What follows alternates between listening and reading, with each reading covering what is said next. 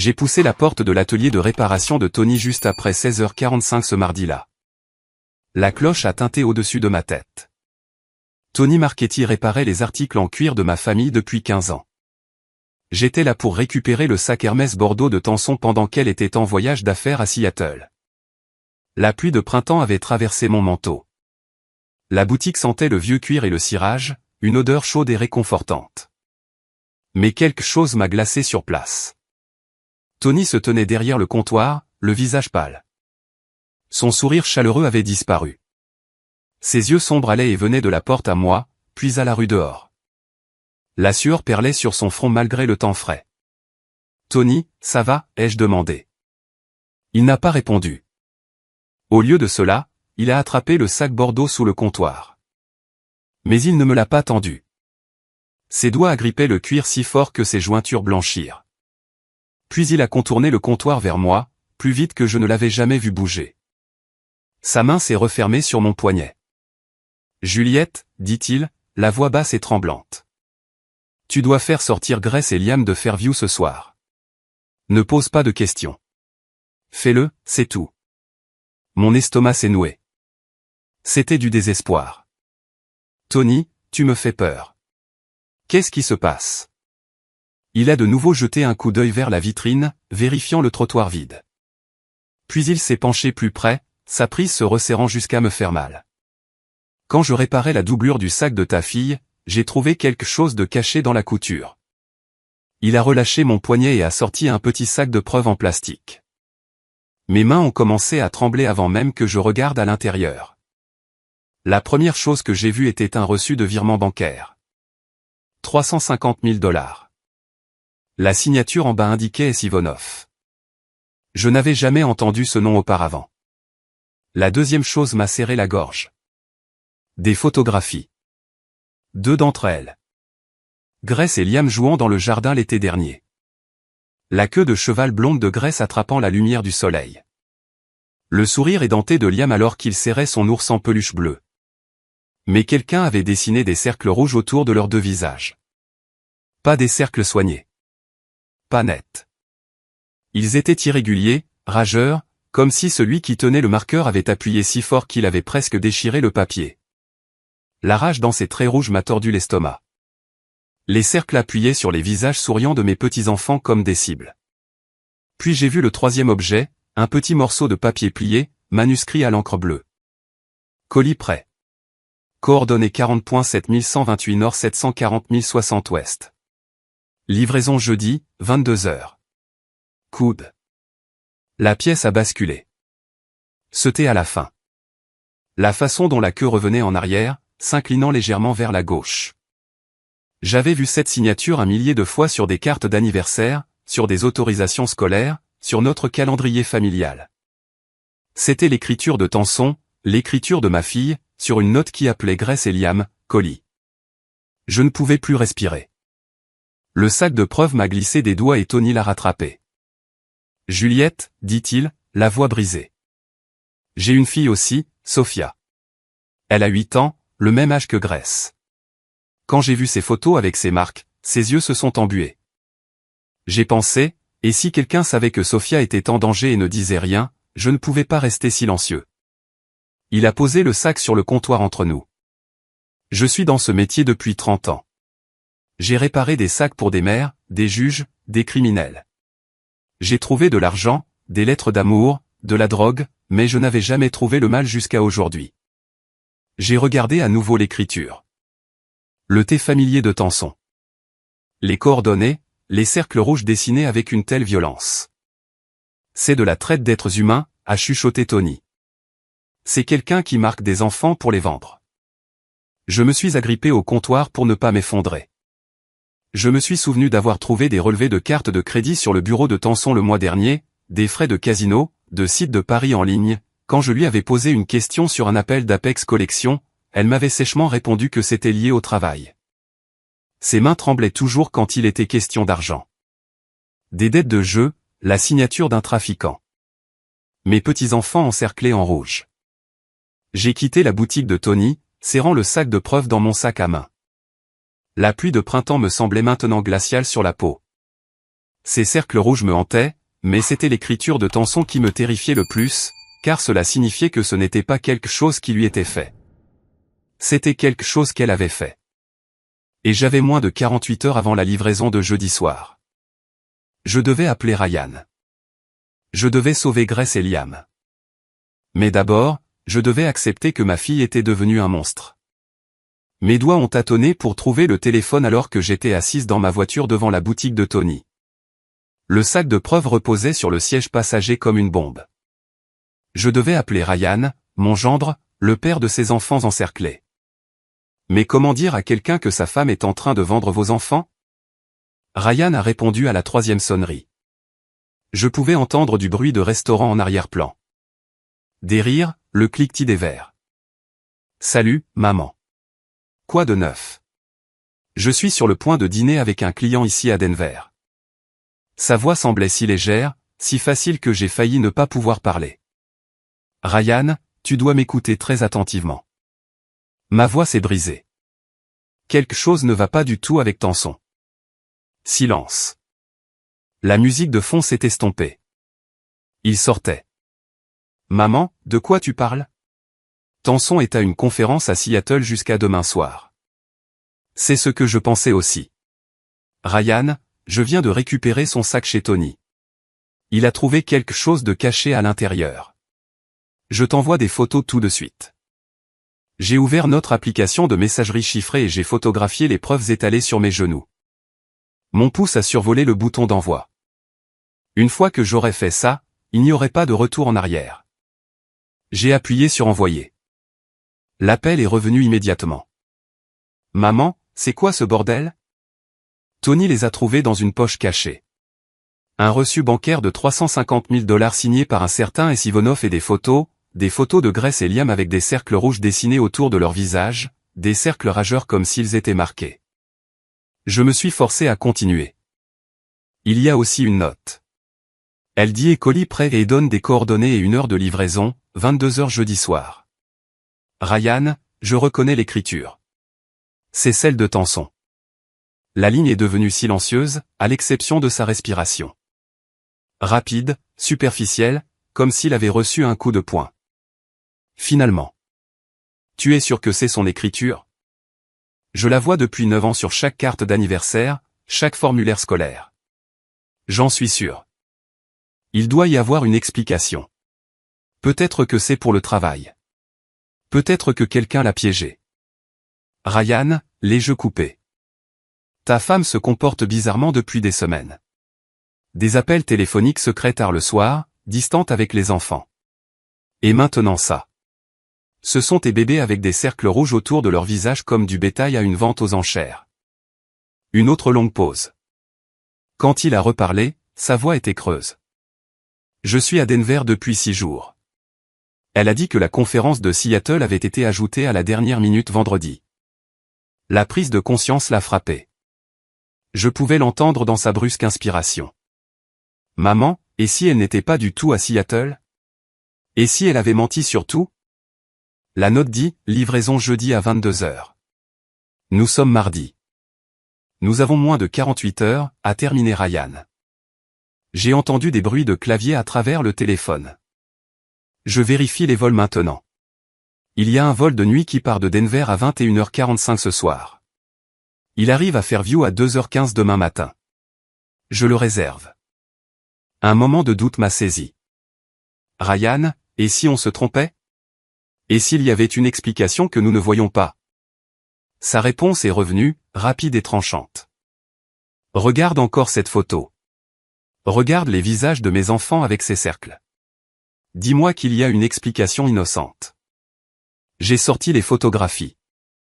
Le sourire de Grace, les yeux brillants de Liam et ces cercles rouges irréguliers qui traversaient leur innocence. Il n'y avait pas d'explication, seulement le mal. Non, ai-je chuchoté. Il n'y en a pas. Maman, je veux que tu rentres chez toi.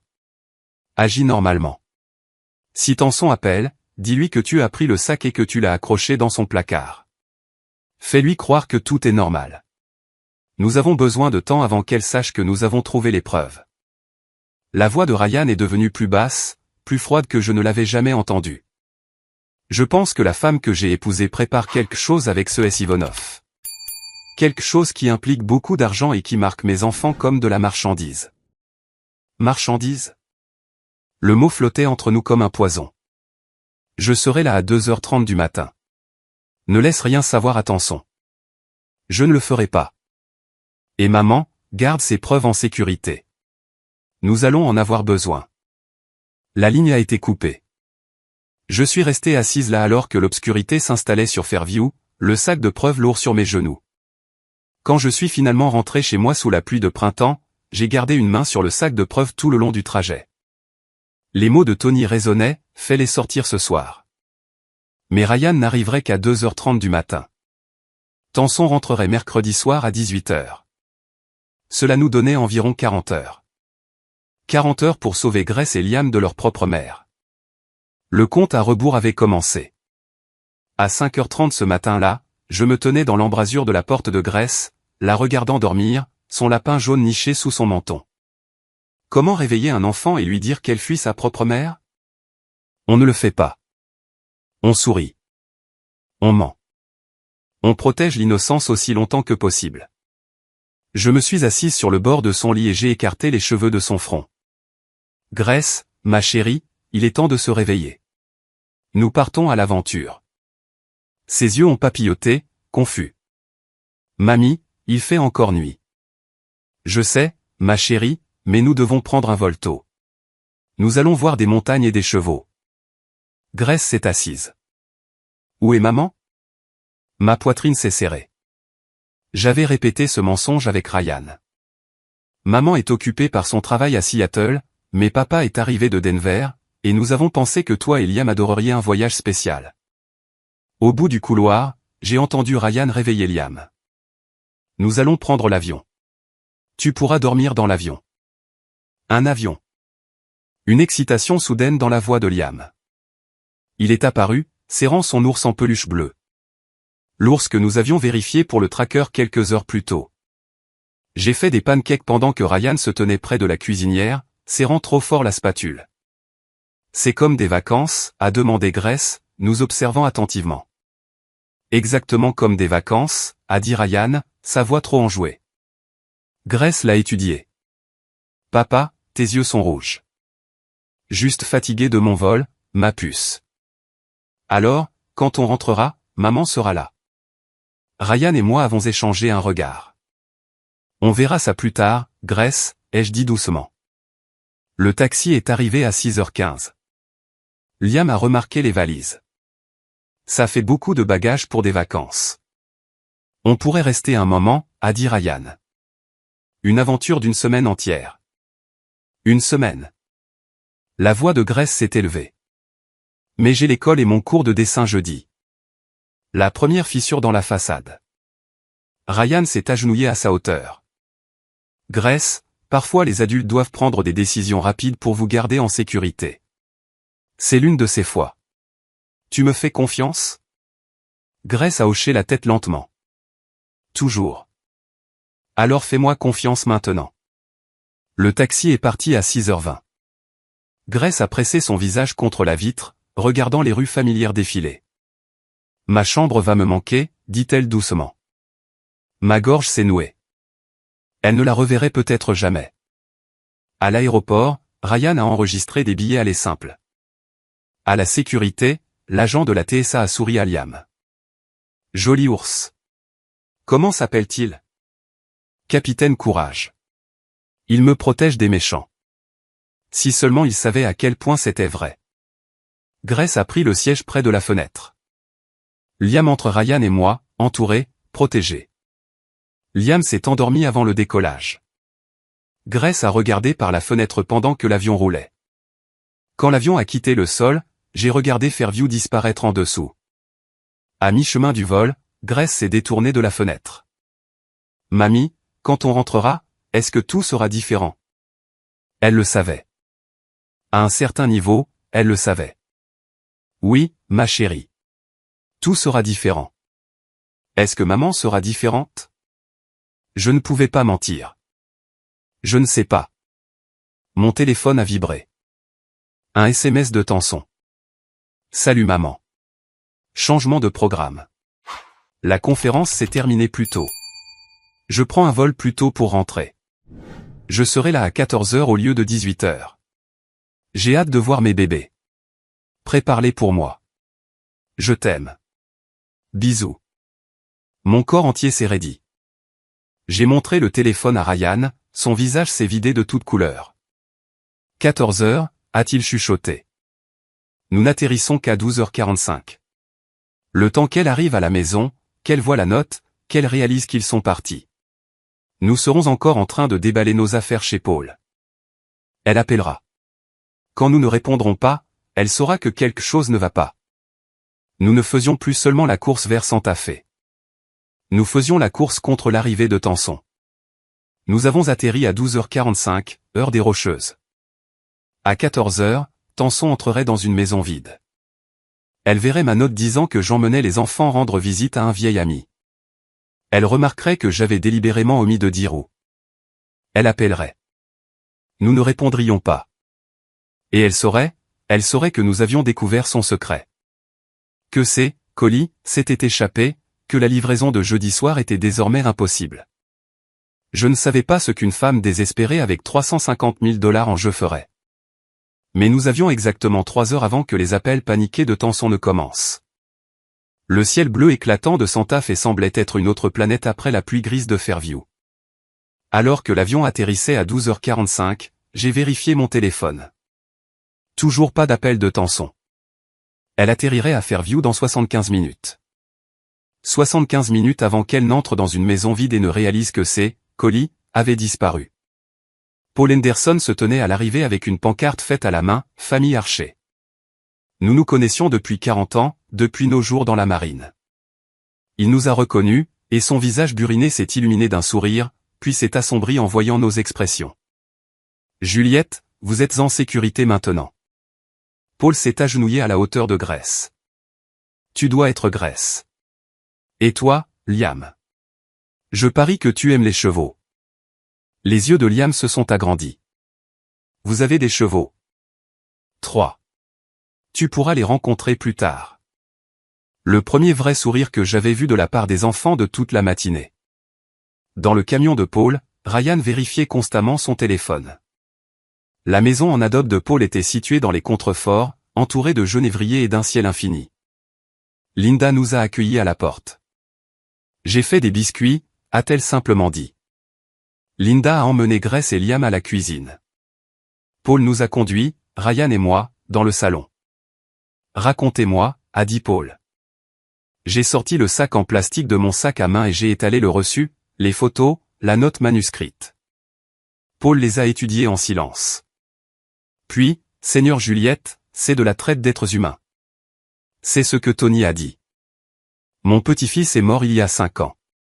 Daniel, il n'avait que 6 ans. Chaque jour depuis, je pense, et si je pouvais sauver un enfant? Ses yeux ont rencontré les miens. Tu me donnes cette chance. À 14 h 15, mon téléphone a sonné. Le nom de Tanson sur l'écran. Ne réponds pas, a dit Ryan. Pas encore. Je l'ai laissé sonner jusqu'à la messagerie vocale. Quelques secondes plus tard, le téléphone de Ryan a sonné. Il a répondu et a discrètement activé le haut-parleur.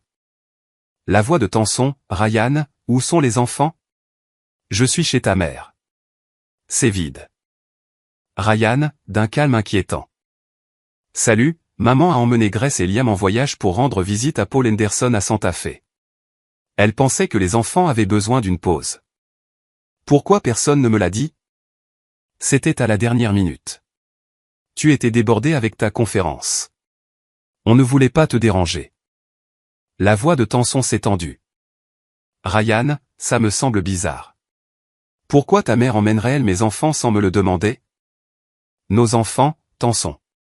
Et elle t'a laissé une note. Une note vague. Pas de nom, pas de lieu. Maman les a emmenés hors de l'état. Ils avaient besoin de prendre l'air.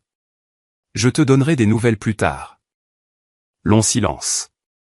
Quand est-ce qu'ils reviennent? Dimanche. Juste une semaine. Je veux leur parler. Ils font probablement la sieste. Longue journée de voyage. Maman t'appellera ce soir. Promets-moi qu'ils vont bien. Je te le promets. Techniquement vrai. L'appel s'est terminé. Les mains de Ryan tremblaient. Ça nous a acheté 12 heures. Elle s'attend à un appel ce soir. Paul était déjà en train de composer un numéro. Il vous faut un avocat tout de suite. Diana Foster, la meilleure avocate pénaliste de Santa Fe. Elle vous attend à 15 heures. Paul nous a conduits au cabinet de Diana en centre-ville. Un bâtiment moderne, de verre et d'acier. Diana Foster était plus jeune que je ne l'avais imaginé. Début de la quarantaine, tailleur élégant, regard encore plus perçant. Monsieur Bennett, Madame Archer, montrez-moi tout. J'ai étalé les preuves pour la 3e fois en 18 heures. Diana a étudié chaque élément attentivement. Le reçu, 350 000 $, S. Ivanov. Ses sourcils se sont haussés. Je connais ce nom. Diana s'est tournée vers son ordinateur, tapant rapidement.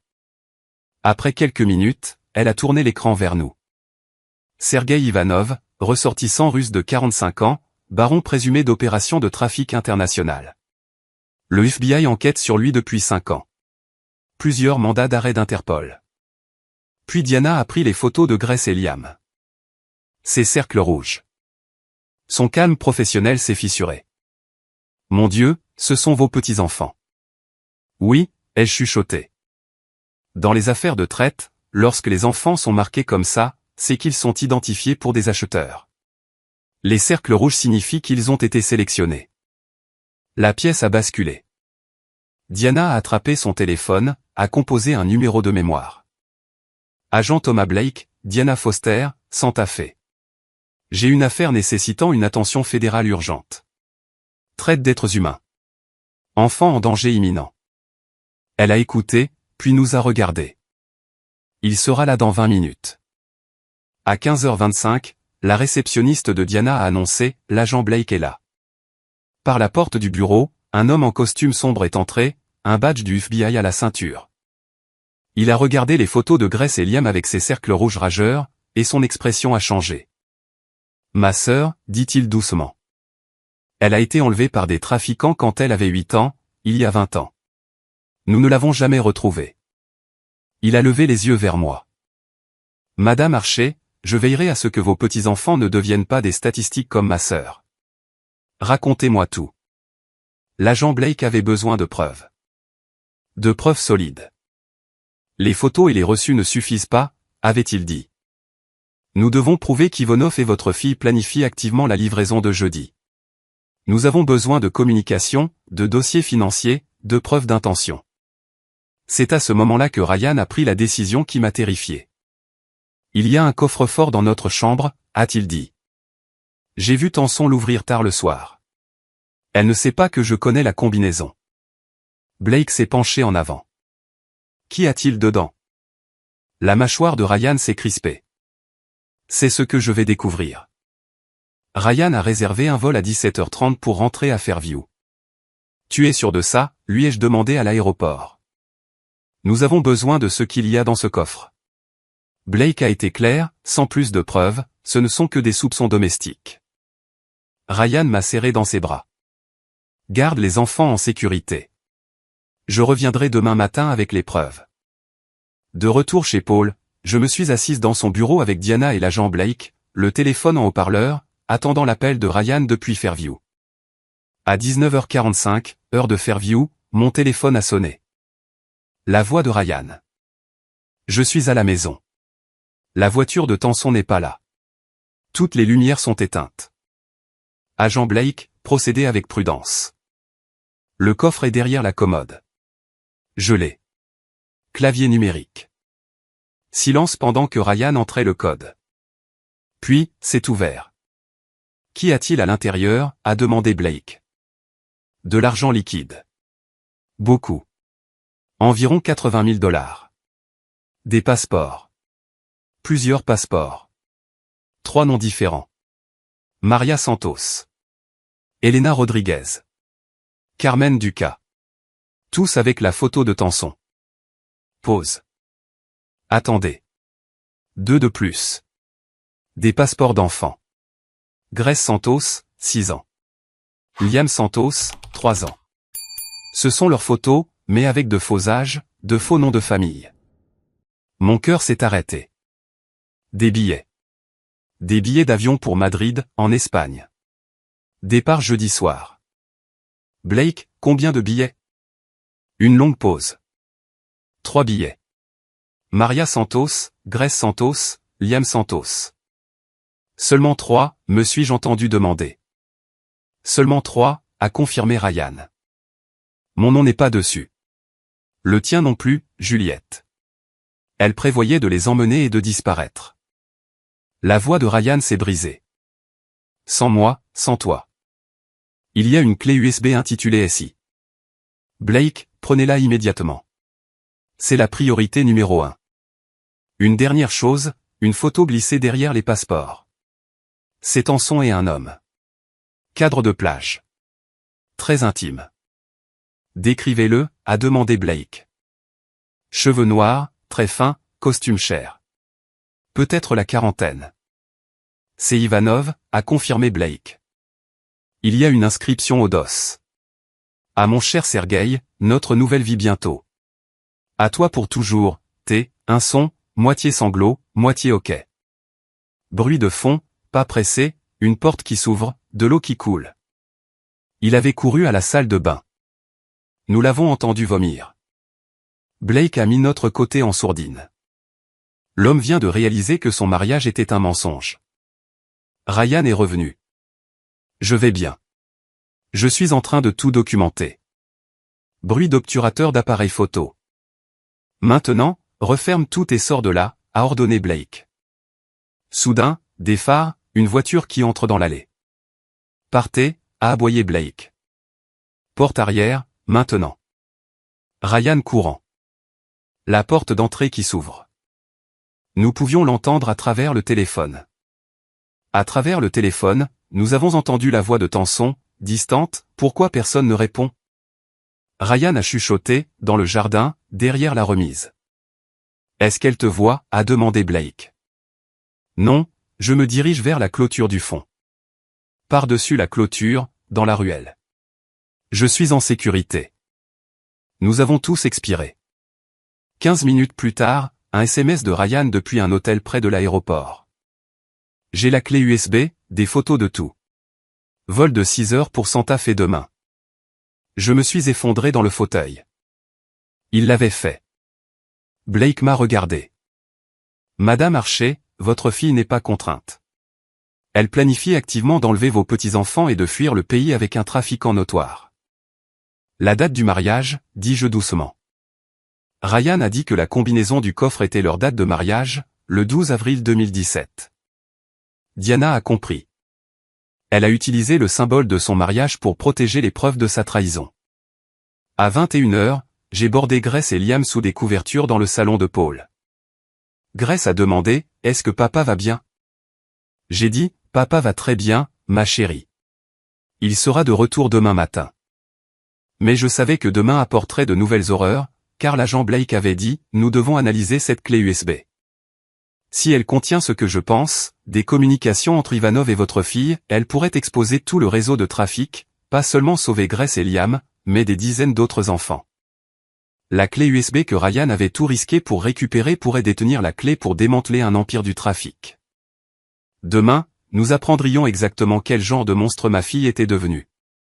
Jeudi matin, 9h, 26 heures après notre fuite de Fairview. 13 heures avant la livraison prévue par Tanson à l'entrepôt. L'agent Blake nous avait réunis dans une salle de conférence sécurisée du FBI.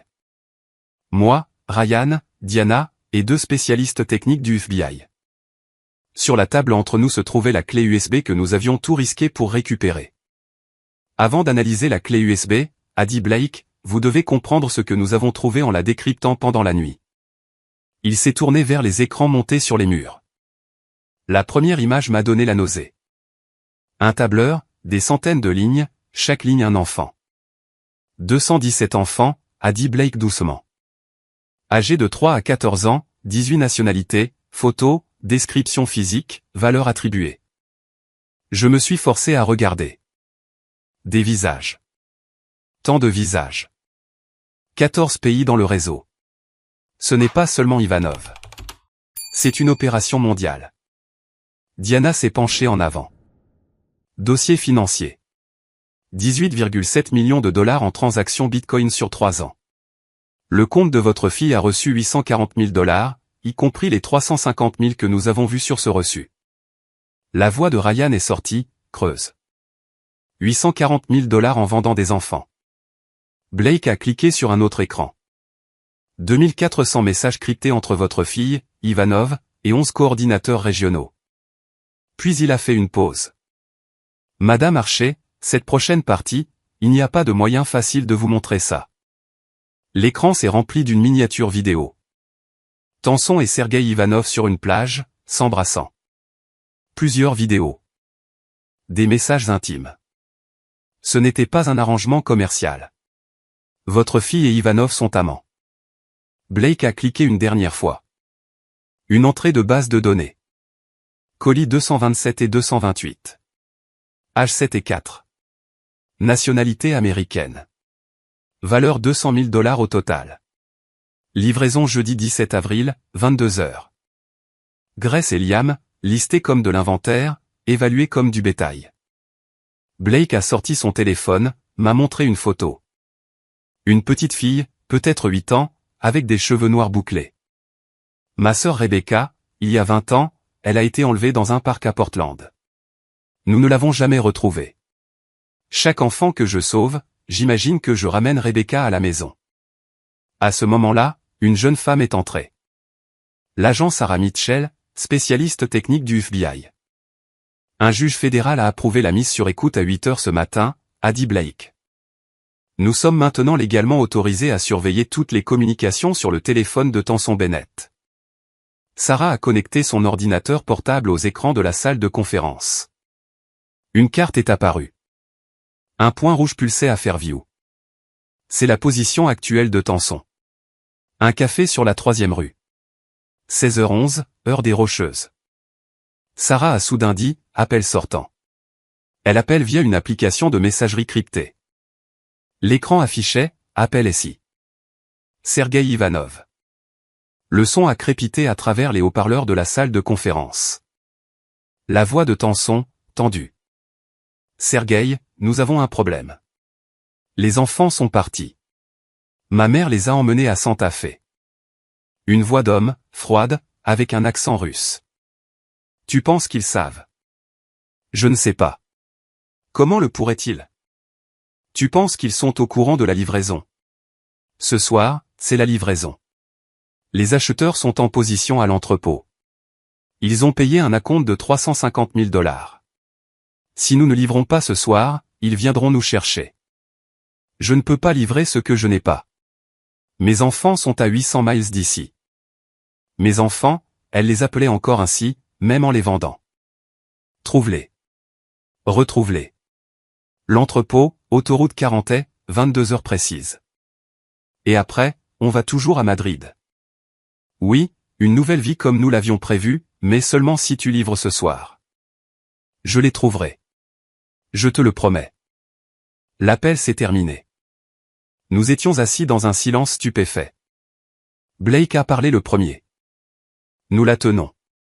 Confession enregistrée de complot de trafic. Sarah a affiché une carte. Emplacement de l'entrepôt. Zone industrielle de l'autoroute 40. Complexe d'usines abandonnées. Blake s'est levé. Nous laissons la rencontre avoir lieu. Des équipes du SWAT encerclent l'entrepôt. Enregistre tout. Puis nous les arrêtons tous. Ivanov, votre fille, les acheteurs. La voix de Ryan est sortie, vide. Elle a appelé Grace et Liam la marchandise. Je lui ai tenu la main, nous tremblions tous les deux. Blake a vérifié sa montre. 11 h avant la rencontre à l'entrepôt. Grace et Liam restent chez Paul sous protection du FBI. À midi, j'étais assise à regarder l'écran montrant l'emplacement de Tenson, toujours au café, cherchant toujours sa marchandise manquante. Dans 11 h, dans un entrepôt sur l'autoroute 40, le FBI démantèlerait un empire du trafic où ma famille serait prise entre deux feux. À 14 h, je suis retourné seul au bureau du FBI. Ryan est resté avec Grace et Liam chez Paul. Liam réclamait son père, mais j'avais besoin de comprendre toute l'étendue de ce que ma fille était devenue. L'agent Blake m'a accueilli à la porte de la salle technique sécurisée. Dernière chance de faire demi-tour, dit-il doucement. Une fois que vous aurez vu ces choses, vous ne les oublierez jamais. J'ai pensé au visage de Grace encerclé de rouge. J'ai besoin de savoir, ai-je dit. La pièce était petite, sans fenêtre, insonorisée, un ordinateur, un grand écran. Sarah Mitchell était assise au clavier, Blake debout derrière elle. Diana est venue avec moi. Vous ne devriez pas voir ça seule, avait-elle insisté. Madame Archer, nous avons cassé le cryptage de la clé USB. Elle est organisée en 3 dossiers. Sarah a ouvert le premier dossier. Inventaire. L'écran s'est rempli de miniatures vidéo. 12 petits carrés. Ce sont des fichiers vidéo. Chacun montre un enfant différent. Ma gorge s'est nouée. Montrez-moi un. Un garçon est apparu à l'écran, peut-être 6 ans, debout contre un mur blanc. Une voix hors champ. L'accent de Sergueï. Retourne-toi. Dis ton nom. Le garçon, effrayé. Michael. Quel âge? 6 ans. La vidéo s'est terminée.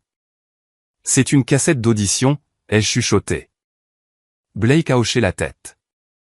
Les 12 vidéos suivent le même format. Âge de 3 à 10 ans. Est-ce que Grace et Liam sont dans ces vidéos? Sarah, non. Ils n'avaient pas encore atteint ce stade. Sarah a fermé les vidéos, a ouvert un dossier de documents. Communication. Échange de mails entre S. Ivanov et T. Bennett, commençant il y a 18 mois. 18 mois. C'est la durée de la liaison et du trafic. Sarah a lu à haute voix, Sergueï, j'ai 2 nouvelles cibles. Fille de 7 ans, garçon de 4 ans. Excellente santé. Je peux les livrer en avril. Prix premium. Les mots de ma fille. Réponse d'Ivanov, prix premium confirmé. Total 350 000 $.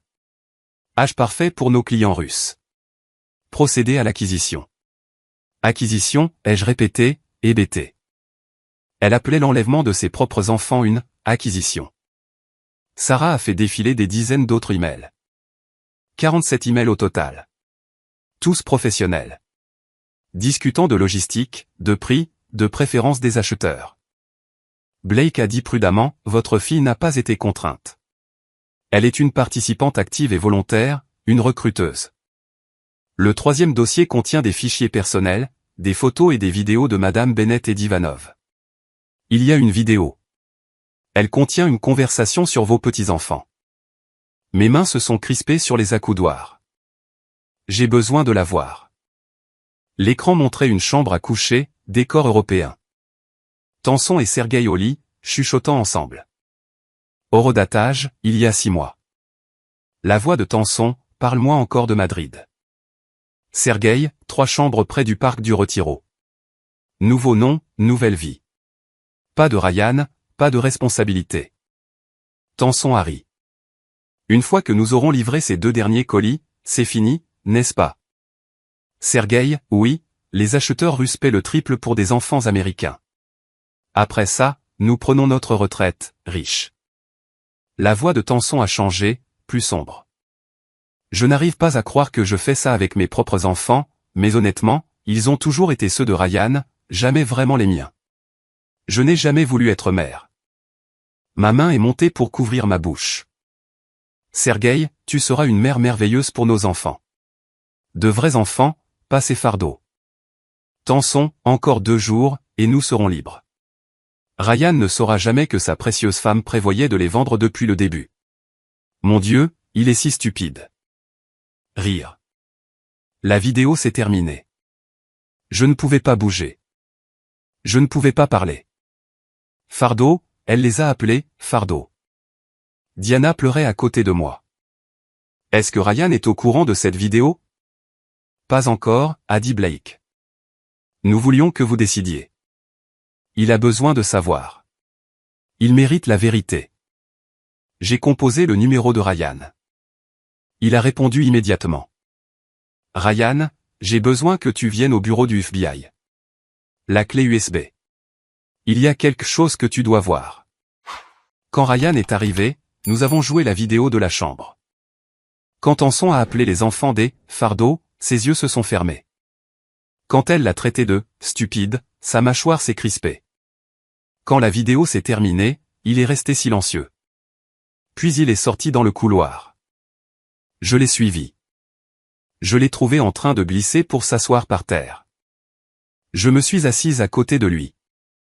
Elle ne les a jamais aimés, a-t-il chuchoté. Je sais. Comment vais-je leur dire? Tu ne le fais pas. Pas encore. Pour l'instant, nous les protégeons. Nous les aimons. Ryan a hoché la tête, a essuyé son visage. L'agent Blake est sorti. Je viens de recevoir un message de notre bureau de Fairview. Tanson a engagé un détective privé, Marcus Webb, il y a 4 heures. Marcus Webb a des liens suspectés avec le crime organisé, a été enquêté 2 fois pour avoir travaillé avec des réseaux de trafic. S'il est sur la liste de Pedivanov, il les trouve pour les livrer directement à l'entrepôt ce soir. Nous devons nous préparer à la possibilité que Marcus trouve l'adresse de Paul. J'ai regardé Blake. Prêt? Comment? En utilisant la maison de Paul comme appât. Déplacer Grace et Liam dans une planque du FBI. Quand Marcus viendra, et il viendra, nous l'attendrons. À midi, heure des Rocheuses, j'étais assise dans la planque du FBI, fixant un point rouge sur une carte numérique. Ma fille chassait les enfants qu'elle avait tenté de vendre. L'agent Sarah Mitchell se tenait à côté de moi, ses doigts volant sur un clavier. Le point rouge représentant le téléphone de Tanson se déplaçait lentement à travers Fairview, s'arrêtant d'abord à l'hôpital général Mercy à 12h15, puis au centre médical Saint-Luc à 12h45. Elle a visité 6 hôpitaux et 3 postes de police en 4 heures, dit Sarah doucement. Blake se pencha par-dessus son épaule. Elle est désespérée. Elle sait que Sergueï la tuera si elle ne livre pas. Ma poitrine me faisait mal. C'était ma fille. La femme que j'avais élevée. Quelque part sous le monstre qu'elle était devenue, une partie d'elle devait encore aimer ses enfants. Pourtant, elle avait marqué leurs photographies de cercle rouge et les avait listées comme de la marchandise. À 16h30, heure de Fairview, le point rouge a cessé de bouger. Sarah a zoomé. 412 Oak Street, bureau 301, bureau de détective privé. Les yeux de Blake se sont plissés. Marcus Webb, 42 ans, détective agréé, anciennement sous enquête du bureau pour des liens avec le crime organisé. Sarah a affiché une vidéo de surveillance du hall de l'immeuble. J'ai regardé Tanson passer les portes vitrées, les épaules affaissées, le visage pâle d'épuisement. Elle a monté les escaliers et a frappé à une porte marquée 301. Un homme mince aux tempes grisonnantes a ouvert. Marcus Webb. J'ai vu Tanson lui tendre une épaisse enveloppe. Blake a tapoté sa tablette. Un retrait au guichet automatique ce matin. 5 000 $ en espèces. Elle vient de l'engager pour trouver Grace et Liam. 15 minutes plus tard, Sarah a intercepté le téléphone de Webb. La voix d'un homme, épaisse d'un accent russe, a rempli la pièce. J'ai été engagé par T, a dit Webb. Elle panique. J'aurai un emplacement d'ici 2 heures. La marchandise doit être sécurisée pour ce soir, a répondu Sergueï Ivanov. Les acheteurs sont déjà en route pour l'entrepôt. Si vous échouez, elle paiera de sa vie. Compris. J'ai accès aux bases de données des cartes de crédit. Je vais tracer les achats de la grand-mère. Sarah a mis la ligne en sourdine et s'est tournée vers Blake. Il a un contact dans une banque régionale. Il peut obtenir des relevés de transactions illégalement. À 17h15, heure de Fairview, Webb a passé un autre appel. Mon souffle s'est coupé quand je l'ai entendu dire « J'ai l'adresse. 447 Juniper Road, Santa Fe, Nouveau-Mexique. Je peux y être pour 21h ce soir. » La voix de Tanson, tremblante. Ramène-les. Quoi qu'il en coûte. Blake aboyait déjà des ordres. Déplacez Grace et Liam à la planque secondaire immédiatement. Avertissez Paul Henderson. Nous utilisons sa propriété comme appât. En quelques minutes, Sarah a confirmé que Grace et Liam avaient été déplacés vers un lieu non divulgué à 20 minutes de là. Paul et Linda ont accepté de laisser le FBI utiliser leur maison. Blake a exposé le plan. Une équipe SWAT de 6 agents encerclerait la maison, caché dans les arbres et le garage. Des lumières programmées créeraient l'illusion que la famille était à la maison. Des caméras infrarouges captureraient l'approche de Webb. Diana Foster s'est penchée en avant. Si Webb entre avec l'intention d'enlever, c'est un enlèvement fédéral. Nous pouvons l'arrêter, saisir son téléphone et utiliser ses contacts pour cartographier tout le réseau d'Ivanov. Blake a hoché la tête. Webb tombe dans le piège à 21h. Nous le prenons vivant. J'ai serré les accoudoirs, mes jointures blanches. Le plan était solide, mais la marge d'erreur était infime. Si Webb se doutait de quelque chose, il disparaîtrait. Si Sergei apprenait que le FBI était impliqué, il pourrait déplacer la réunion de l'entrepôt, ou pire, envoyer quelqu'un après Grace et Liam à la nouvelle planque. À 18h, heure de Fairview, Sarah a affiché le GPS de Webb. L'icône bleue se déplaçait vers l'ouest sur l'Interstate 25, en direction de Santa Fe. Blake a vérifié sa montre et s'est levé. Le SWAT se déploie dans 30 minutes. D'ici 21h ce soir, nous aurons Webb en garde à vue et nous serons un pas plus près de démanteler le réseau d'Ivanov. J'ai fixé le point bleu rampant sur la carte. Et dans 3 heures, dans une paisible maison en adobe sur Juniper Road, Marcus Webb tomberait dans une embuscade qui sauverait mes petits-enfants ou détruirait tout ce pourquoi nous nous étions battus. Le jeudi matin à Santa Fe a apporté un faux calme. J'ai aidé Grace à colorier un paysage désertique à la table de la cuisine pendant que Liam construisait des tours de blocs avec Capitaine Courage perché sur son épaule.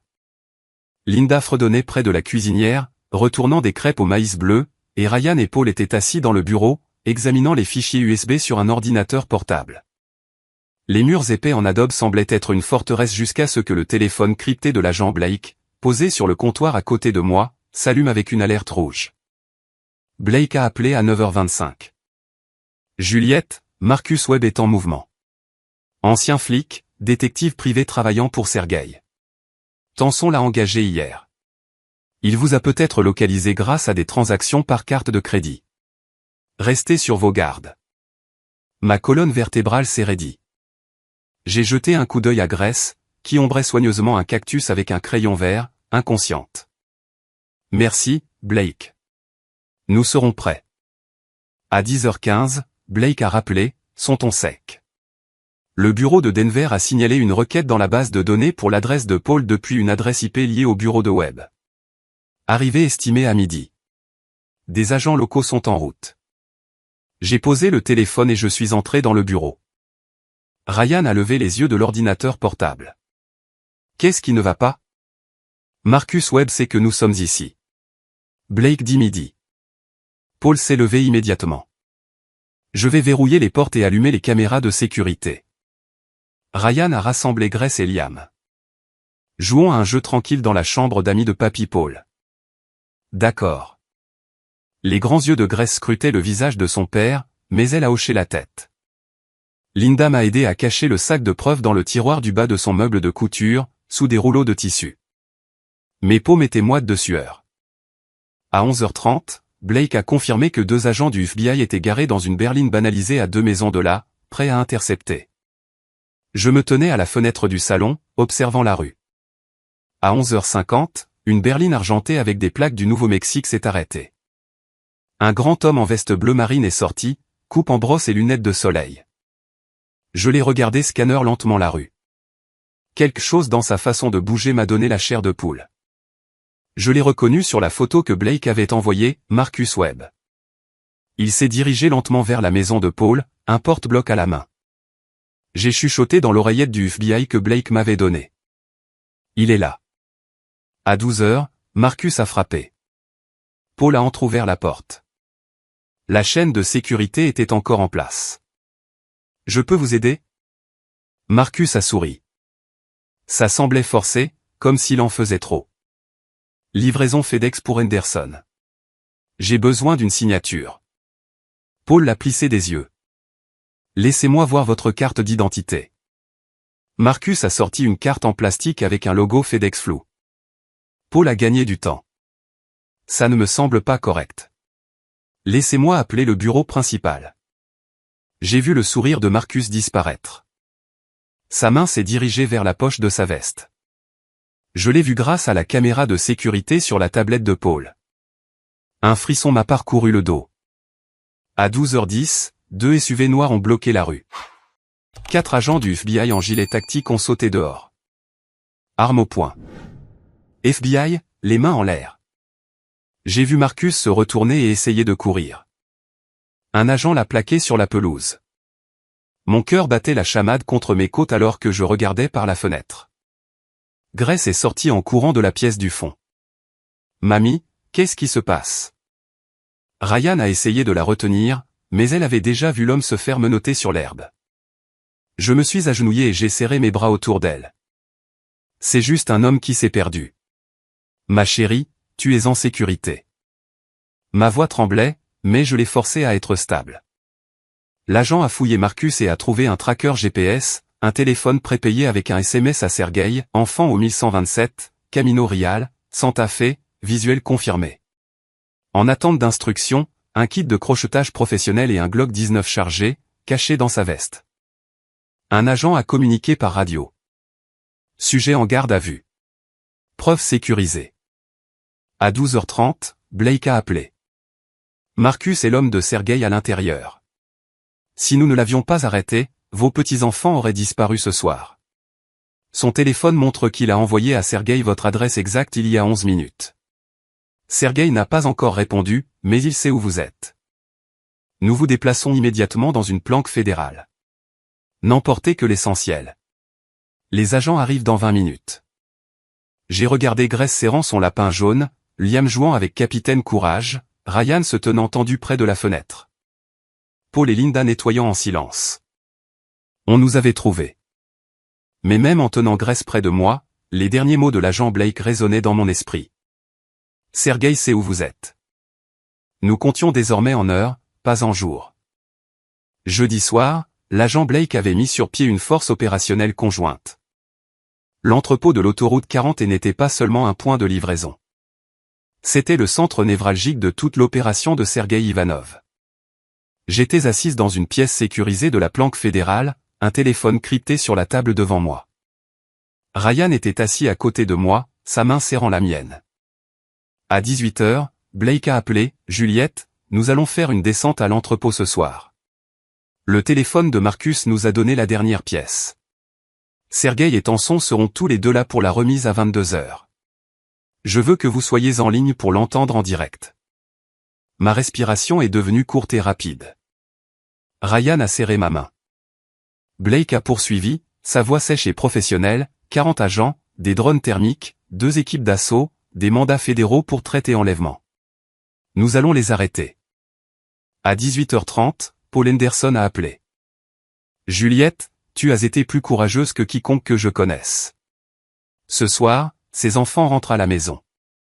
Je les remerciais, ma voix tremblante. Blake a expliqué le plan. 3 SUV noirs approcheraient par le nord, phares éteints. Un drone thermique montrait 8 signatures de chaleur à l'intérieur de l'entrepôt, 2 dans le bureau, 6 dans la baie principale. Les équipes attendraient l'arrivée de Sergueï et Tanson, confirmeraient la présence des enfants, puis donneraient l'assaut. J'ai demandé, les noms de Grace et Liam seront-ils blanchis? Blake a répondu sans hésitation, nous veillerons à ce que le monde sache qu'ils étaient des cibles, pas des complices. Le registre les mentionne comme de la marchandise, pas comme des conspirateurs. Mes doigts se sont enfoncés dans le bord de la table. Ryan a versé du café, mais aucun de nous n'a bu. À 20h30, Blake a chuchoté dans son micro, nous sommes en mouvement. L'entrepôt est à 12 miles à l'est. Le drone montre des lumières à l'intérieur, 2 véhicules sur le parking. À 21h15, une Mercedes argentée vient d'arriver. Les plaques correspondent à l'alias de Sergueï. Il est à l'intérieur. À 21h40, second véhicule, une Audi noire, la location de Tanson. Elle vient d'entrer par la porte latérale. À 21h50, il décharge des sacs de sport. La thermique confirme des enfants à l'intérieur, au moins 4 petites silhouettes attachées. Le sang a rugi dans mes oreilles. La mâchoire de Ryan s'est crispée. Aucun de nous n'a parlé. J'ai murmuré une prière silencieuse. S'il vous plaît, mon Dieu, faites que ces enfants rentrent chez eux ce soir. À 22h02, la voix de Blake a percé le silence. Feu vert, assaut dans 3, 2, 1. FBI, les mains en l'air. Le haut-parleur a crépité de chaos, des cris, au sol, maintenant. Le cri d'une femme, la voix de Tenson. Elle semblait paniquée, brute. Sergueï a répondu, sa voix froide et accentuée, « Vous n'avez aucune juridiction ici. » Blake, calme et dur, mandat international. C'est fini pour vous. Puis j'ai entendu des enfants pleurer. Lointain, faible. Il semblait terrifié. Le ton de Blake s'est adouci. Ça va, ma puce. Tu es en sécurité maintenant. On te ramène à la maison. Les sirènes ont hurlé. Des cliquetis métalliques, des menottes. J'ai réalisé la voix d'un autre agent, 2 suspects en garde à vue. Enfant sécurisé. Mes jambes tremblaient sous moi. La main de Ryan a serré la mienne si fort que ça faisait mal. Nous n'osions pas respirer. À 22h15, Blake est revenu au téléphone. Sergueï et Tenson sont en garde à vue. 4 enfants sauvés ce soir, âgés de 5 à 9 ans, de 3 états différents. Tenson a essayé de détruire un ordinateur portable. Notre équipe technique l'a récupéré. Juliette, nous la tenons. Blake a énuméré les preuves. J'ai attrapé un stylo et j'ai griffonné des notes. 420 000 $ en espèces dans des sacs de sport, un ordinateur portable avec un registre de clients montrant 31 commandes en attente, des téléphones prépayés reliant Tenson, Sergueï et Marcus Webb, des manifestes d'expédition pour Madrid, Prague et Bangkok, et le registre manuscrit de Tenson. La voix de Blake s'est affermie. Colis numéro 227 et 228. Gressa, 7 ans. Liama, 4 ans. Valeur totale, 200 000 $. Livraison jeudi, 22h. Des larmes ont piqué mes yeux mais ne sont pas tombées. J'ai chuchoté à Ryan, elle a mis un prix sur nos enfants. Ryan s'est effondré sur sa chaise. Pendant 1 minute entière, aucun de nous n'a parlé. Les derniers mots de Blake sont arrivés à 22h40. Tenson demande un avocat. Sergueï ne parle pas. Tous deux font face à des accusations fédérales de trafic. Minimum 25 ans, peut-être la perpétuité. Vous et les enfants êtes en sécurité, Juliette. Je l'ai remercié. Ma voix tenait à peine. Merci d'avoir ramené ces enfants à la maison. Blake a répondu, nous aurons besoin de vous à Denver demain pour une déposition formelle, mais ce soir, reposez-vous. C'est terminé. J'ai posé le téléphone. Ryan et moi sommes restés assis dans l'obscurité de la planque. Le seul son était la respiration douce de Grace et Liam depuis la chambre du fond. Mais en fixant le téléphone silencieux, une question me brûlait l'esprit. Comment vais-je dire à Grace et Liam que leur mère ne rentrera jamais à la maison? Vendredi matin, l'agent Blake a appelé avec une nouvelle qui allait tout changer, l'ordinateur portable que Tenson avait tenté de détruire avait été décrypté. Et ce qu'il révélait était pire que tout ce que nous avions imaginé. À 8h15, Blake a demandé, Juliette, est-ce que vous et Ryan pouvez participer à une réunion vidéo à 9h? Nous devons expliquer à tout le monde ce que nous avons trouvé. À 9h, Ryan et moi nous sommes connectés au portail sécurisé du FBI depuis la planque. Diana Foster s'est jointe depuis son bureau. Blake est apparu à l'écran à côté d'une jeune femme en blouse de laboratoire, une analyste médico-légale. Mes mains se sont serrées sur mes genoux. Ryan était assis en silence à côté de moi. Blake a commencé. L'ordinateur portable contient 4 ensembles de données principaux. Premièrement, une base de données clients, 143 acheteurs actifs dans 18 pays, avec la plus forte concentration en Europe de l'Est et en Asie du Sud-Est. Deuxièmement, un historique des transactions, 18,7 millions de $ en paiement Bitcoin sur 3 ans. Le compte de Tenson a reçu 840 000 $, y compris les 350 000 $ que Juliette a trouvés. J'ai couvert ma bouche. Le bras de Ryan s'est enroulé autour de mes épaules. Blake a continué. Troisièmement, des profils d'enfants, 217 enfants catalogués par âge, nationalité et préférence des acheteurs. Les photos de Grace et Liam ont été téléchargées il y a 3 semaines, étiquetées et premium américain, très blond, forte demande. J'ai chuchoté d'une voix rauque, elle les a listés comme de l'inventaire. Le ton de Blake s'est adouci. Quatrièmement, les communications. 2400 messages cryptés entre Tenson, Sergueï et 11 coordinateurs régionaux, y compris Marcus Webb. Interpol a émis des notices rouges pour les 11. Ce matin, 6 sont en garde à vue. Les 5 autres sont détenus à Prague, Madrid et Bangkok. C'est le plus grand coup de filet contre le trafic de la décennie. Ma gorge s'est nouée. Diana a pris des notes en silence. Blake est passé aux interrogatoires. Tenson a invoqué son droit à un avocat, mais son avocat, Marcus Griffin, a examiné les preuves et lui a conseillé que la coopération était sa seule option.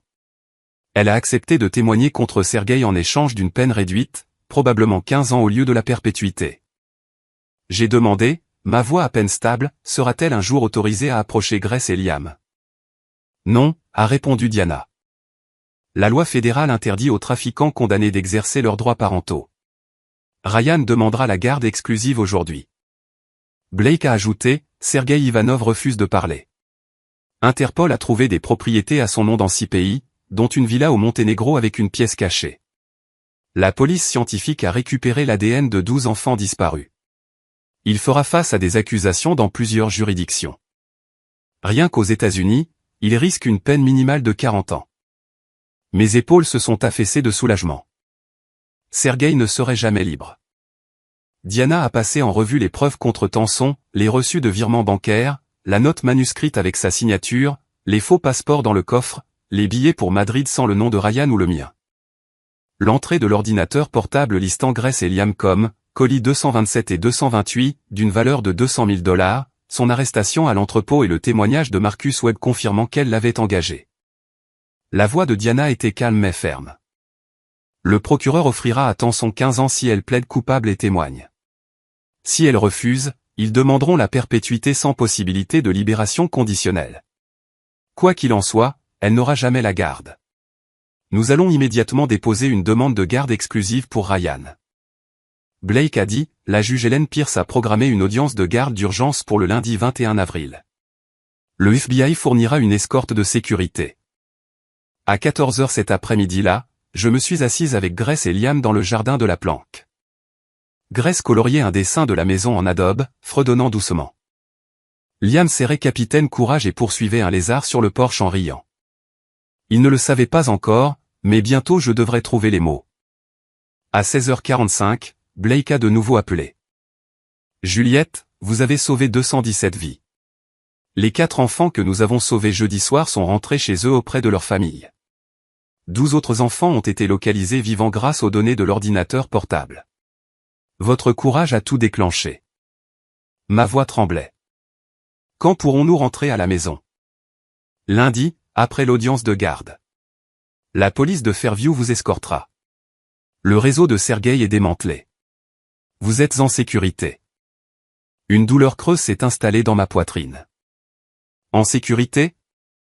Oui. Mais le plus difficile restait à venir. Ryan se tenait près de la fenêtre, regardant les enfants. Il s'est tourné vers moi. Nous devons leur dire avant l'audience. Diana a dit lundi matin, avant de partir pour le tribunal. J'ai hoché la tête. Mais en regardant Liam rire et poursuivre un lézard sur le porche, je savais que la conversation la plus difficile de ma vie m'attendait encore. Comment expliquer que sa mère a choisi l'argent plutôt que lui? Lundi matin, dans la salle d'audience de la juge Helen Pierce, je me suis assise en face de ma fille pour la première fois depuis qu'elle avait tenté de vendre mes petits-enfants, et elle ne voulait même pas me regarder dans les yeux. À 8h45, Blake nous a escortés, Ryan et moi, par une entrée latérale, dépassant une foule de journalistes qui criaient des questions. J'ai aperçu Tenson dans la zone de détention, en combinaison orange, les mains menottées, fixant le sol. À 9h, la juge Pierce a ouvert l'audience.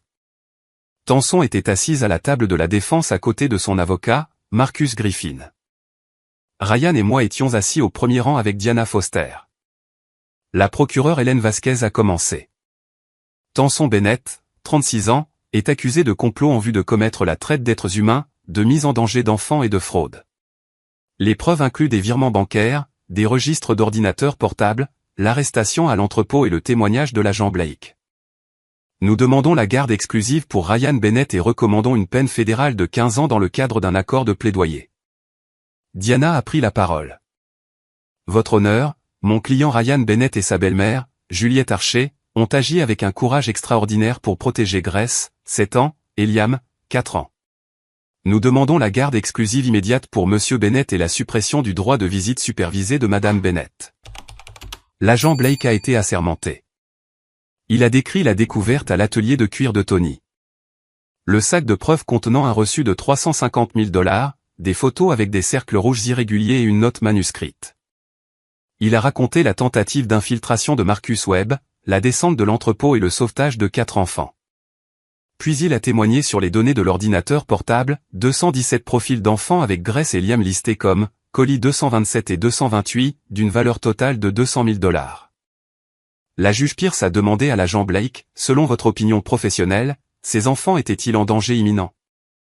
Blake a répondu sans hésitation. Oui, votre honneur. Si nous n'avions pas intercepté, ils auraient été livrés à des acheteurs à Madrid dans les 72 heures. Mes mains ont serré le banc devant moi. Le procureur a affiché les preuves sur un écran, les photos avec les cercles rouges, la note manuscrite et une page du registre de Tanson, vérifiée par un expert légiste. Marcus Griffin s'est levé. Madame Bennett souhaite plaider coupable à toutes les accusations en échange d'une peine de 15 ans. Elle exprime des remords. J'ai à peine entendu la voix de Tanson. Je plaide coupable, votre honneur. La juge Pierce a demandé, Madame Bennett, comprenez-vous qu'en plaidant coupable, vous renoncez à votre droit à un procès? Oui, votre honneur. La juge Pierce s'est tournée vers moi. Madame Archer, souhaitez-vous faire une déclaration avant que je ne révèle ce que Juliette a dit à sa fille dans cette salle d'audience? Des mots qui allaient tout changer. J'ai besoin de savoir, sur une échelle de 1 à 10, à quel point êtes-vous curieux de savoir ce qui va se passer ensuite? Laissez votre numéro dans les commentaires pour que je sache que vous êtes toujours avec moi. Et juste un avertissement, l'histoire à venir mélange quelques éléments fictifs à des fins éducatives. Si ce n'est pas votre préférence, n'hésitez pas à faire une pause ici et à choisir autre chose. Je me suis levé. Ma voix tremblait mais est restée ferme. Votre honneur. J'ai élevé Tanson. Je l'ai aimé. Je n'aurais jamais imaginé qu'elle puisse regarder ses propres enfants et voir des signes de dollars. Grace me demande chaque soir quand sa mère va rentrer. Je ne sais pas comment lui dire la vérité, que sa mère a choisi un homme et l'argent plutôt qu'elle et son frère. Ces cercles rouges. J'ai pointé l'écran. C'est ainsi que ma fille voyait mes petits-enfants. Pas Grace et Liam. De la marchandise. Tanson a levé les yeux. Des larmes coulaient sur son visage. Ses lèvres bougeaient silencieusement. Je suis désolé. Je me suis détourné. Ryan s'est levé. Sa mâchoire était serrée, sa voix stable et claire. J'ai épousé Tanson il y a 9 ans. Je pensais la connaître, mais la femme qui a écrit cette note est une étrangère. J'élèverai Grace et Liam pour qu'ils connaissent la gentillesse, l'honnêteté et le courage. Tout ce que leur mère a abandonné. Je demande à la cour de m'accorder la garde exclusive et de veiller à ce que mes enfants n'aient plus jamais à la voir. À 11 heures, la juge Pierce a rendu sa décision. La garde légale et physique complète est accordée à Ryan Bennett, avec effet immédiat. Les droits de visite de Tanson Bennett sont supprimés. Madame Bennett, vous êtes condamnée à 15 ans de prison fédérale, suivi de 10 ans de probation supervisée. Vous paierez 200 000 $ de dédommagement à un fonds de soutien aux enfants victimes. Vous n'aurez aucun contact avec Grace ou Liam Bennett pendant ou après votre incarcération. Ce tribunal estime que vous représentez un danger évident pour vos enfants. Les marshals ont conduit Tanson vers une porte latérale. Elle s'est retournée et a chuchoté, « Dites-leur que je les aime. » J'ai répondu doucement mais fermement, « L'amour, c'est la protection. » Tu les as vendus. Le marteau est tombé. Tanson a disparu par la porte. J'ai expiré pour la première fois en 6 jours. Ryan m'a pris la main. À l'extérieur du palais de justice, les journalistes criaient des questions. Blake les a repoussés. Ryan et moi sommes montés dans le véhicule d'escorte du FBI. Ryan a serré ma main. Maintenant, nous rentrons à la maison et nous disons aux enfants que leur mère ne reviendra pas. Tu m'aideras à trouver les bons mots? Je n'avais pas encore la réponse, mais je savais que nous la trouverions ensemble. Mardi après-midi, nous sommes retournés à Fairview sous un ciel bleu comme une promesse. Mais la partie la plus difficile du voyage nous attendait encore à la maison. Ryan serrait fermement le volant alors que nous nous dirigions vers le sud sur l'Interstate 25. Grace coloriait sur la banquette arrière. Liam dormait avec Capitaine Courage niché sous son bras. Je répétais les mots dans ma tête, cherchant un moyen d'expliquer l'inexplicable. À 16h45, nous nous sommes garés dans mon allée. Les enfants ont couru à l'intérieur, excités de revoir leur chambre après 6 jours d'absence. Grace a serré son lapin jaune soleil dans ses bras. Liam a demandé, « Est-ce que maman est déjà rentrée ?» Ryan et moi avons échangé un regard. « Asseyons-nous, ma puce, ai-je dit. Papa et moi devons te parler, à toi et à Grace. » À 17h, nous étions assis ensemble sur le canapé du salon. Grace et Liam étaient assis entre nous. Ryan a commencé doucement. « Grace, Liam, papa et mamie doivent vous parler de maman. » Grace a levé les yeux. « Maman est encore au travail ?» J'ai lissé ses cheveux. « Ma chérie, maman a fait de très mauvais choix. Elle a fait du mal à des gens, et elle allait vous faire du mal à toi et à Liam aussi. » Le visage de Grace s'est plissé de confusion. « Nous faire du mal ? Comment ? » La voix de Ryan est restée stable. « Maman allait vous emmener très loin de papa et mamie, dans un endroit où nous ne pourrions pas vous trouver. Mais mamie l'en a empêché. » Liam a gémi. « Je veux maman. » Je l'ai serré contre moi. « Je sais, mon bébé, mais maman doit partir pour très, très longtemps. C'est un juge qui a décidé ça. Papa et moi prendrons soin de vous. » Grace est restée silencieuse un moment. Puis elle a demandé doucement, « Est-ce que maman est en prison ?» Ryan a hoché la tête lentement. « Oui, ma chérie. »« Est-ce que maman a fait quelque chose de vraiment mal ?» ?»« Oui, » a dit Ryan. « Elle l'a fait. » Liam a enfoui son visage dans mon épaule et a pleuré. Grace est restée immobile, ses petites mains jointes sur ses genoux. À 17h45, Grace s'est levée et est allée dans sa chambre. Elle est revenue avec un dessin qu'elle avait fait au crayon. 3 personnages, Ryan, moi et Liam, se tenaient la main sous un soleil éclatant. Il n'y avait pas de 4e personnage. Elle me l'a tendu. C'est notre famille maintenant. Mon cœur s'est brisé et guéri en même temps. Ryan a étudié le dessin, la mâchoire serrée, puis a serré la main de Grace sans parler. À 18h30, Liam m'a demandé de lui lire une histoire. J'ai choisi « Max et les Maxi-Monstres ». Liam s'est accroché à Capitaine Courage et a chuchoté « Quand je serai grand, est-ce que maman reviendra ?» Je me suis agenouillé près du lit et j'ai choisi mes mots avec soin. Peut-être qu'un jour tu comprendras pourquoi elle ne peut pas. Mais papa et moi serons toujours là. Liam s'est endormi en pleurant. J'ai bordé la couverture autour de lui et j'ai laissé la veilleuse allumée.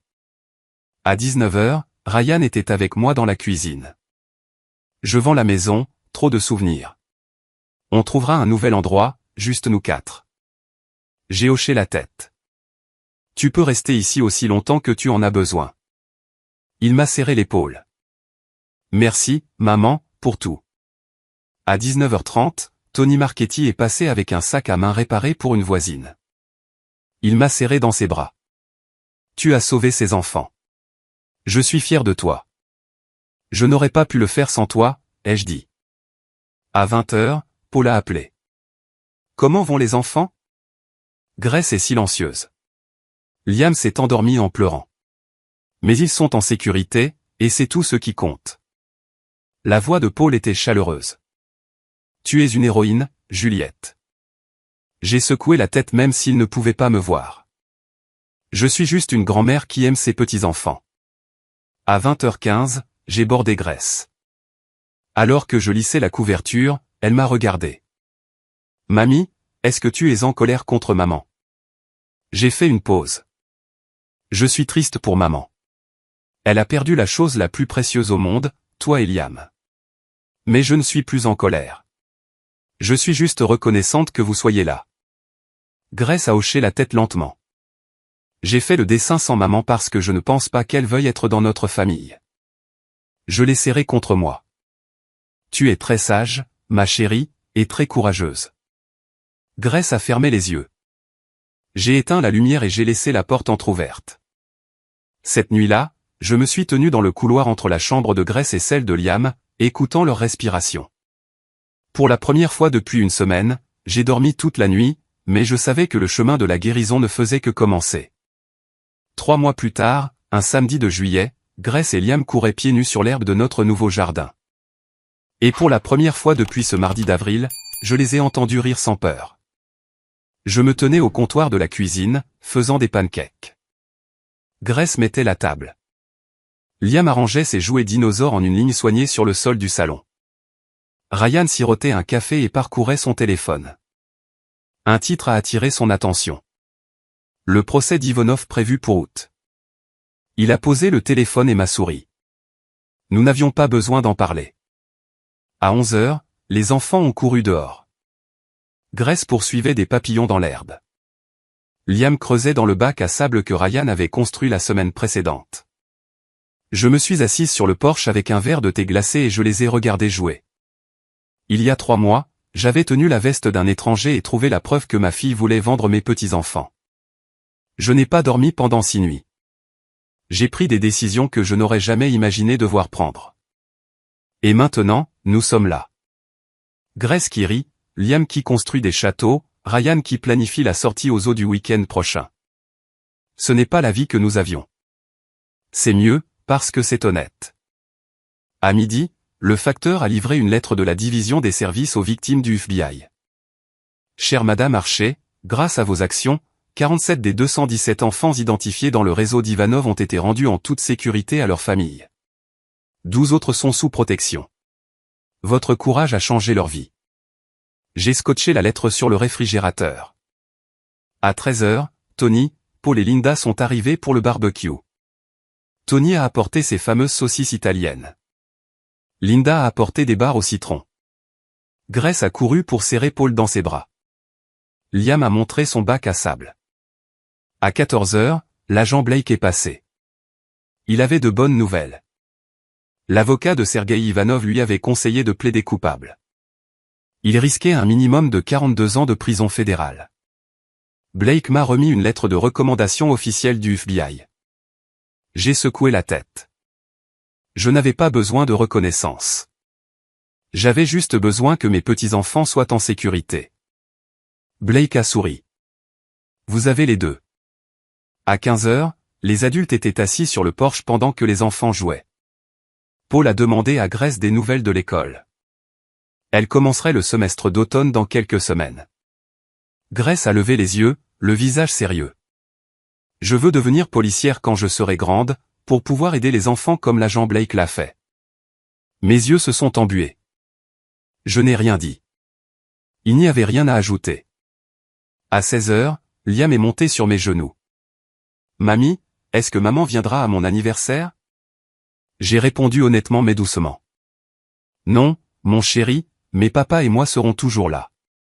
Liam a hoché la tête et est reparti jouer. À 17h30, les invités sont partis. Ryan a nettoyé le grill.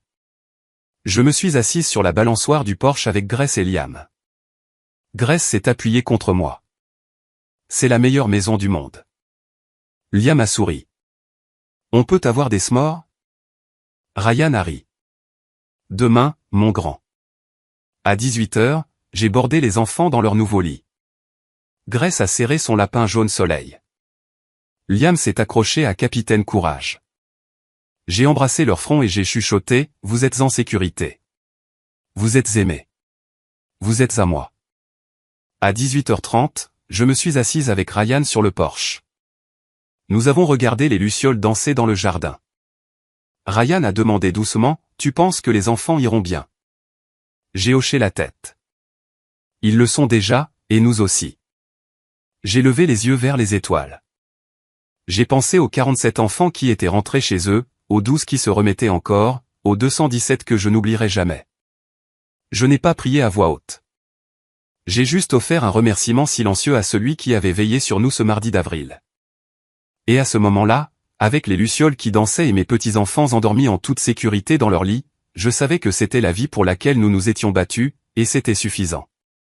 Si vous êtes restés avec moi à travers chaque rebondissement de ce voyage, je veux partager quelque chose d'important avec vous. Quand j'ai trouvé ces preuves dans la boutique de Tony, j'ai fait face à un choix qui a tout changé. Me détourner ou protéger mes petits-enfants. Dieu m'a donné un courage que je ne savais pas posséder, et j'ai agi. Mais avec le recul, je vois clairement mes erreurs. J'ai manqué les signes avant-coureurs pendant des mois. La discrétion de Tanson, son argent inexpliqué, la façon dont elle évitait les réunions de famille, tout était là, et je l'ai ignoré parce que je ne voulais pas croire que ma propre fille pouvait devenir un monstre. Ne soyez pas comme moi. N'attendez pas que la crise soit à votre porte. Ces histoires de drames familiaux nous apprennent que l'intuition est importante. Quand quelque chose ne va pas dans votre famille, les histoires de drame enquêtent. Posez les questions difficiles. Trop d'histoires de grand-mère se terminent en tragédie parce que quelqu'un est resté silencieux. J'ai écouté d'innombrables histoires de grand-mère où l'hésitation a coûté des vies. Où les histoires de drames familiaux ont dégénéré parce que personne ne voulait s'ingérer. J'ai eu de la chance, Grace et Liam sont en sécurité. Mais la chance n'est pas une stratégie. Ma conviction, l'amour exige l'action.